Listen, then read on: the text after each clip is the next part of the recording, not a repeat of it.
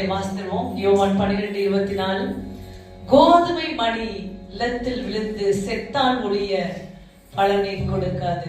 நீங்க எல்லாம் கர்த்தருடைய பார்வையில கோதுமை மணிகளாக இருக்கிறீங்க.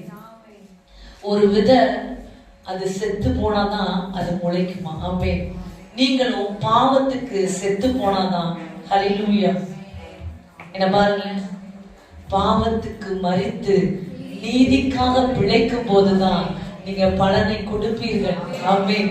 இந்த உலகத்துல கோதுமை மணியாய் இருக்கிற நீங்க பாவத்துக்கு மரித்து இயேசுவுக்கு என்று பிழைக்க வேண்டும் என்ற தீர்மானத்துக்குள்ள நீங்க வரும்போது நீங்க பலன் கொடுக்கிறவர்களாக இருப்பீங்க. தேவன் உங்கள் நிமித்தம் சந்தோஷப்படுகிறவராக இருப்பார். ஆமென். ஹல்லேலூயா, ஹல்லேலூயா. எதுக்காக மறைக்கணும்? கோதுமை மணி செத்து போன நீ போய் செத்து போறது கிடையாது. நீ பாவத்துக்கு செத்துறணும். ஹல்லேலூயா. நீதி யாரு? இயேசுதான் நம் நீதி. ஆமென். இயேசுவுக்கு என்று பிழைக்க வேண்டும்.